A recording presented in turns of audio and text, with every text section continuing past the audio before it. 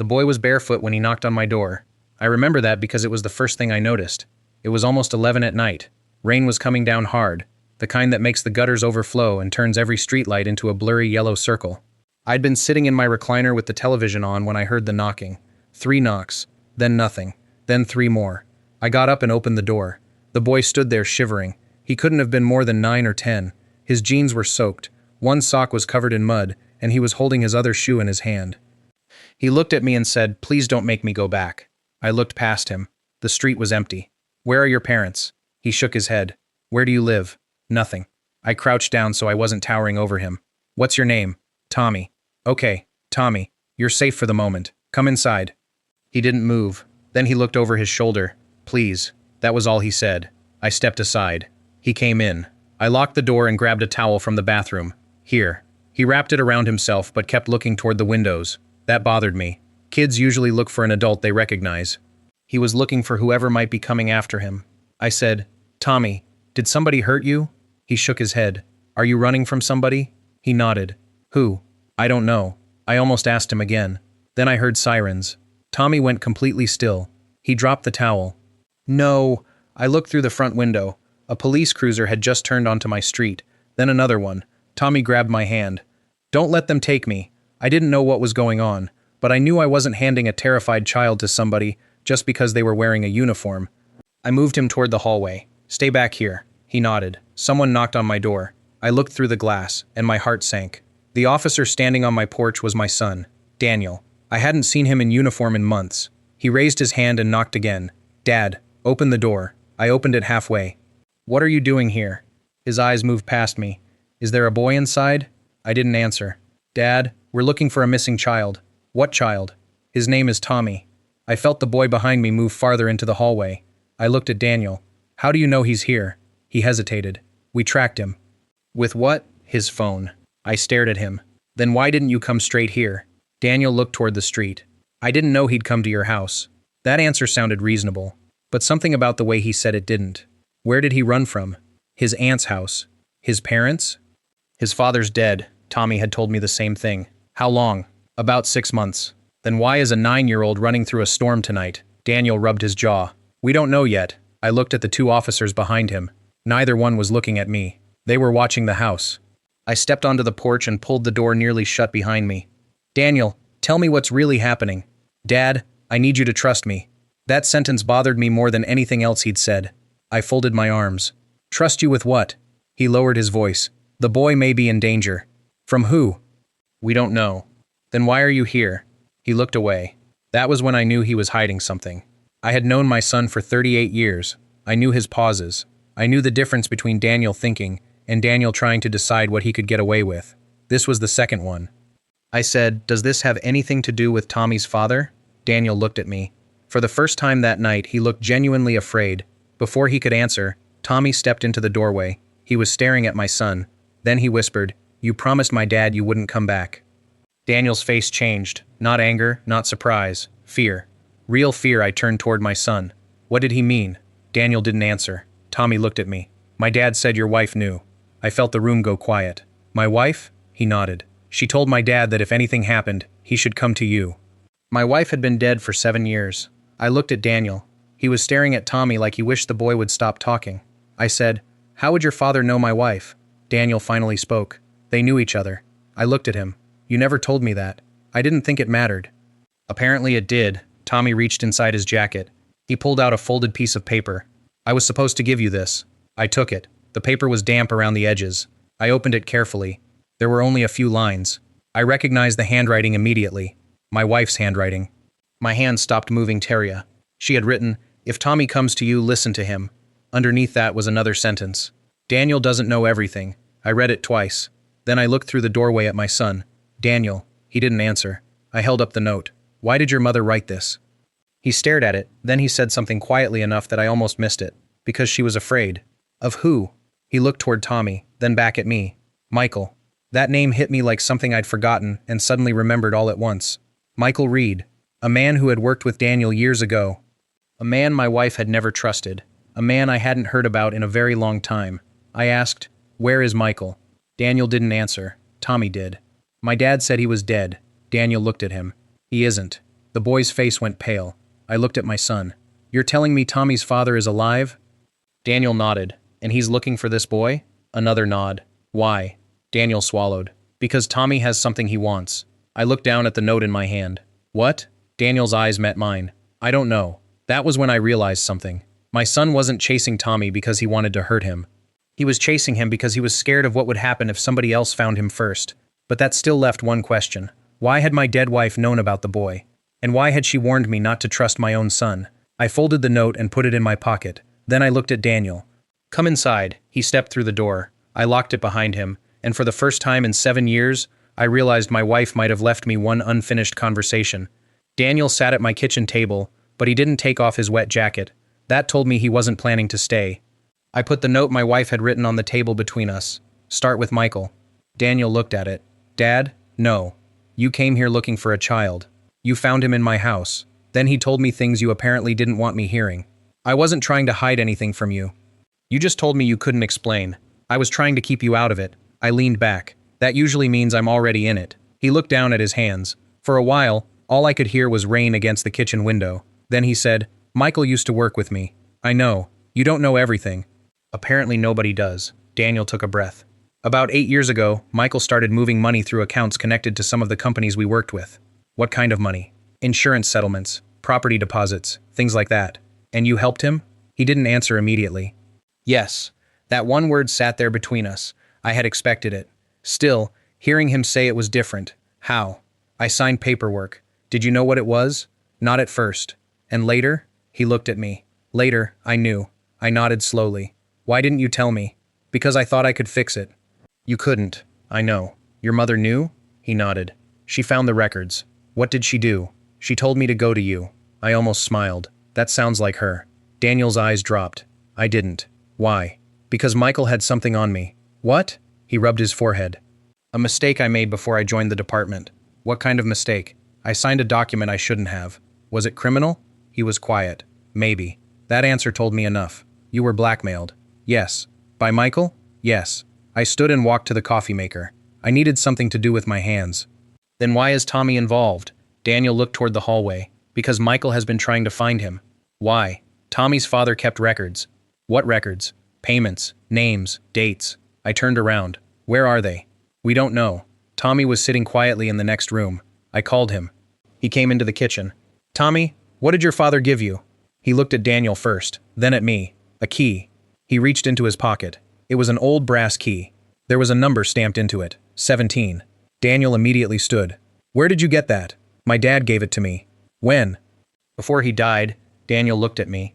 I asked, what does it open? Tommy shook his head. He said Mr. Reed would know. I stared at the number. Then I remembered something. My wife had rented a storage unit years ago. I hadn't thought about it since her death. Unit 17. I looked at Daniel. You know about that unit? He hesitated. Yes. What's inside? I don't know. You've been there? He nodded. Once. Why? Your mother asked me to get something. What? A notebook. What notebook? She was keeping track of Michael's transactions. I felt something tighten in my chest. Where is it? Daniel looked at me. I don't know. That answer wasn't good enough. I called my attorney. I told him about the key. I told him about the knot. I told him about Michael. I didn't tell him everything over the phone because I didn't want to discuss it while Daniel was sitting there. My attorney said he'd check the storage records. About an hour later, he called back. Your wife rented Unit 17. I know, but she wasn't the last person to access it. Who was? He paused. Michael. I looked at Daniel. He closed his eyes. My attorney continued. Daniel? No. A company. What company? He gave me the name. I didn't recognize it. Daniel did. His face changed. Dad. That company was one of Michael's. I sat down. So Michael had access to my wife's storage unit. Yes. And somebody connected to you had access too. Daniel nodded. I didn't authorize that. I believed him, but I also knew belief wasn't evidence. I asked my attorney to check when the company had accessed the unit. He said he'd call back. While we waited, Tommy went upstairs. Daniel stayed in the kitchen. He looked exhausted. I said, How long have you known Michael was alive? 3 months. And you didn't tell me? I didn't know where he was. But you knew he was alive. Yes. Why? Because he contacted me. I looked at him. What did he want? He wanted the property. I knew exactly which property. The land my wife had inherited from her parents. The land I had refused to sell. The land that had become extremely valuable after developers moved into the area. What did you tell him? No. Daniel looked at me. He didn't take no very well. What did he threaten? Daniel didn't answer. I waited. Finally he said, he threatened to make it look like I stole everything. I understood. Michael didn't need to prove Daniel was guilty. He only needed to make Daniel look guilty. My son had already lied. He already had a history with Michael, and he had access to things Michael wanted. That made him an easy target. Then my attorney called again. His voice was different this time. Listen carefully. I sat up. What happened? The storage unit was emptied 3 months ago. By Michael? No. Then who? He paused. Your wife. I stared at the phone. That can't be right. She didn't empty it. Then who did? My attorney said, someone used her name. I looked at Daniel. He was already standing. Because he'd understood what I hadn't. Someone had been using my dead wife's identity, and they'd been doing it long before Tommy ever reached my front door. I didn't sleep that night. Neither did Daniel. Tommy eventually fell asleep on the couch with the television on, and I left a blanket over him. Around 2 a.m, my attorney called again. He had found the storage company's old records. The person who emptied the unit hadn't just used my wife's name. They had produced a copy of her driver's license. A very good copy. My attorney said the company had kept a scan. I asked him to send it. When it arrived, I stared at the screen. The license was real. The signature wasn't. My wife had been dead for 7 years. Somebody had been carrying a copy of her identity around for years, and that meant Michael wasn't improvising. He'd been planning. The next morning, my attorney came to the house. He brought a forensic accountant and an investigator. I wasn't thrilled about having strangers in my kitchen, but I trusted my attorney. We went through everything. Bank statements, property records, old insurance documents, the note from my wife, the key. Every piece of paper mattered now. The accountant found something I had missed, a payment from the company Michael had used. It had gone into an account connected to Daniel. I looked at my son. Did you receive this? Daniel shook his head. No. The accountant pointed to the date. It was 7 years old, the same month my wife died. Daniel looked sick. I never saw that account. My attorney asked. Who had access to your information at that time? Daniel thought. Michael. Anyone else? Daniel shook his head. Then he stopped. My department had an outside payroll contractor. Name? Daniel gave it. The investigator wrote it down. I sat there listening. For the first time, I realized how much of my son's life I had never asked about. Not because I didn't care, because he had become an adult, and I'd assumed adult children were supposed to carry their own problems. Maybe that had been my mistake. That afternoon, the investigator called.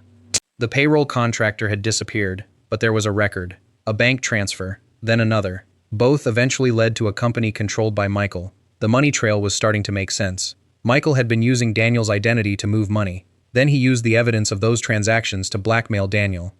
And when my wife discovered it, Michael had a problem. She could expose him, so he needed another plan. My attorney found the first attempt to transfer my property. It had been filed 6 years ago, rejected. Then again 4 years ago, rejected. Then again 2 years ago. Every time, the signature was slightly different. But the person filing it kept changing. Michael was learning. He was getting better. And now he was trying one more time. This time, he wanted Daniel to look responsible. My attorney said, "Don't do anything yet." I asked, "Why?" "Because he's going to make another move." I didn't like waiting. But I listened. 3 days later, a letter arrived. It was addressed to me. Inside was a copy of a confession. It said Daniel had admitted stealing money from me. It included his signature. The signature was good. Too good. I showed it to Daniel. He shook his head. "I never signed this." My attorney looked at the page. "Don't worry. I'm not worried." He smiled slightly. "You should be." I looked at him. "Why?" "Because this is exactly what we needed." He explained that the confession contained a mistake. A date. A date when Daniel had supposedly admitted stealing money from me. But on that exact date, Daniel had been working a 12-hour shift. There were badge records, body camera records, traffic camera footage, and a payroll record. The confession didn't just fail. It proved someone had been building evidence against him. We handed everything over. Then we waited again. This time, I wasn't waiting helplessly. I knew what was happening. Michael believed he was pushing us toward panic. We were quietly building a case. My attorney arranged for me to sign nothing. The bank was notified. The title company was notified. Every document was copied. Every communication was preserved. Then Michael made the mistake we had been waiting for. He called me. I answered. "Mr. Reed?" "Yes. You know who this is." I didn't pretend otherwise. "Michael." He laughed softly. "It's been a long time." "Yes. I think we should settle this privately." "What do you want?" "The deed." "I don't have it. You do." "I don't. You're an old man, Mr. Reed. You don't need that property." I felt my jaw tighten. "You're right about one thing." "What?" I don't need it. He went quiet. Then give it to me. No. He laughed again. You're making this harder than it needs to be. I looked at my attorney, who was sitting across from me. He had told me not to provoke him, so I kept my voice calm. What happens if I don't? Your son goes to prison. I waited. Then I said, You sound very sure. I am. Why? Because I have the documents. I asked, Which documents? He didn't answer. That was the first mistake. He just admitted he had evidence. Evidence he shouldn't have had. My attorney wrote something on a notepad. Keep him talking. So I asked another question. Did you forge my wife's signature? Silence. Then Michael said, You don't know what you're talking about. I almost smiled. That was the second mistake. He had answered the question, not with the truth, with fear. We ended the call. My attorney immediately preserved the recording. The next morning, investigators obtained a warrant, and when they searched Michael's office, they found copies of my wife's identification, copies of the property documents, copies of Daniel's old employment records, and a folder with my name on it. Inside was a handwritten list. Every weakness Michael believed my family had. Daniel's mistakes, my wife's death, my age, the property, the money. He had spent years studying us. He thought that made him powerful. What he didn't understand was that every piece of information he'd collected was now evidence against him. The case moved quickly after that. Michael was arrested. The forged documents were traced back to him. The financial records connected him to the missing money. And the evidence he had planted against Daniel ended up proving that Daniel had been framed. Daniel still had to answer for his own mistakes. And he did. He lost his job. He repaid what he could.